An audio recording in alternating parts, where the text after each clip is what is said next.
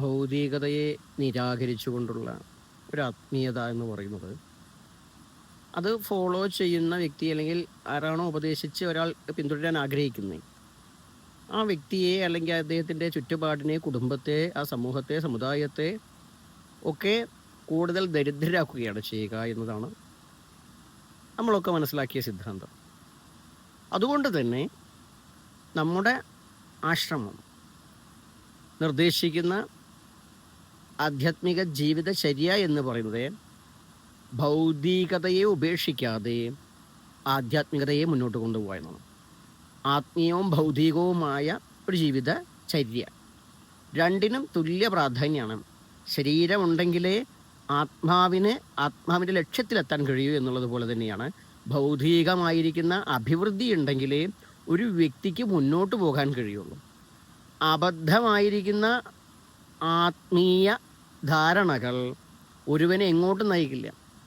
ചുമ്മാ ഒരു സ്ഥലത്ത്, കാട്ടിലോ ഒരു വീട്ടിലോ ഒരു ആശ്രമത്തിലോ ചടഞ്ഞുകൂടിയിരിക്കുകയാണെങ്കിൽ ഒരു ആത്മീയത മതി. പക്ഷെ സാമൂഹികമായ ചുറ്റുപാടിൽ നമുക്ക് ഒത്തിരി ആവശ്യങ്ങളുണ്ട്. ഇന്നത്തെ കാലഘട്ടത്തിൽ നമുക്ക് ചെറിയൊരു ഫോണെങ്കിലും ചിലപ്പോൾ അത്യാവശ്യമായി വരും. നടന്നു പോകുന്നതിലൊരു പരിധി ഉണ്ടാകും. അപ്പോൾ ചെറിയൊരു ബസ് ചാർജ് കൊടുക്കേണ്ടി വരും. അപ്പോൾ എവിടെയും നമുക്ക് സാമ്പത്തികമായ ആവശ്യങ്ങൾ വരാം.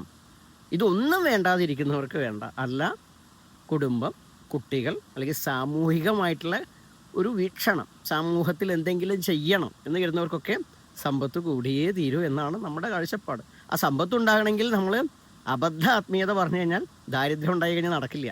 അപ്പം എന്ത് വേണം? ഭൗതികമായിട്ടുള്ള ചുറ്റുപാടുണ്ടാവണം. അതുകൊണ്ട് ഭൗതികതയിൽ ഊന്നിയ ആത്മീയതയാണ് കൗളമാർഗം. യോഗഭോഗാത്മകമായ സിദ്ധാന്തമാണ് കൗളമാർഗം. അത് സാക്ഷാൽ പരമേശ്വരൻ നിർദ്ദേശിച്ചൊരു വ്യവസ്ഥയാവുന്നത് കൊണ്ടും, എന്താ പറയുക, ഭഗവാന്റെ ഊർധ്വമുഖത്തിൽ നിന്നും ഉണ്ടായതായതുകൊണ്ടും അതിന് വലിയ പ്രാധാന്യം ഉള്ള ഒരു ശാസ്ത്രമാണ്. പിന്നെ സ്വാഭാവികമായിട്ടും കൗളം രഹസ്യ എന്നൊക്കെ പറയും. രഹസ്യം എന്ന് പറഞ്ഞാൽ അതിൻ്റെ ഇമ്പോർട്ടൻറ്റ്, അത് എത്രത്തോളം പ്രാധാന്യം അർഹിക്കും എന്നുള്ള വാക്കാണ് രഹസ്യം എന്നുള്ളത്. ആ പ്രാധാന്യത്തെ മനസ്സിലാക്കി ഒരിടത്ത് മുന്നോട്ട് പോവുകയാണെങ്കിൽ ഈ സംസാര സാഗരത്തിൽ നിന്ന് മുക്തി, ജീവിച്ചിരിക്കുന്നതിന് ജീവൻ മുക്തി നേടാൻ കഴിയും എന്നാണ് ആ സമ്പ്രദായം പറയുന്നതും. നമ്മളുടെയൊക്കെ അനുഭവം അങ്ങനെ തന്നെയാണ്.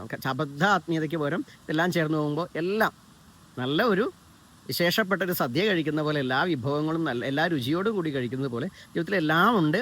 എന്നാൽ ഭഗവാൻ പരമേശ്വരൻ പറഞ്ഞ പോലെ തന്നെയാണ് ഒരു ആത്മീയവാദി അനുഭവിക്കുന്ന ആത്മീയതയും ഒരു ഭൗതികവാദി അനുഭവിക്കുന്ന ഭൗതികതയും ഒരുമിച്ച് അനുഭവിക്കാൻ കഴിയുന്നു എന്നുള്ളത് ഈ ബ്രഹ്മചര്യവ്രതം തൊട്ടിട്ട് ഇതുവരെയുള്ള ജീവിതചക്രം നോക്കുമ്പോൾ അത് പൂർണ്ണമായിട്ട് ബോധ്യമാണ്. അതുകൊണ്ട് നമുക്ക് നിർദ്ദേശിക്കാനുള്ളൊരു മാർഗം ഇതുപോലെ തന്നെയാണ്. അബദ്ധ ആത്മീയത പറഞ്ഞാൽ സമൂഹം താഴോട്ട് പോകും. അത് നമ്മൾ പ്രതിരോധത്തിൻ്റെ ആയാലും ശരി, ജീവിതത്തിൻ്റെ നിലവാരത്തിൻ്റെ ആയാലും ശരി, സാമ്പത്തിക വിദ്യാഭ്യാസം എന്തായാലും ശരി, ഈ സമ്പ്രദായം ഏതൊരാൾക്കും കുടുംബപരമായ ചുറ്റുപാടിന് പോലും അഭിവൃദ്ധിപ്പെടുന്നതിനും ഐശ്വര്യം ഉണ്ടാകുന്നതും പരസ്പരം കുടുംബാംഗങ്ങൾ പരസ്പരം സ്നേഹം ഉണ്ടാകുന്നതിനൊക്കെ വലിയൊരു ഒരു അനുഗ്രഹമാണ് ഭഗവാൻ നിർദ്ദേശിച്ച കൗളമാർഗം.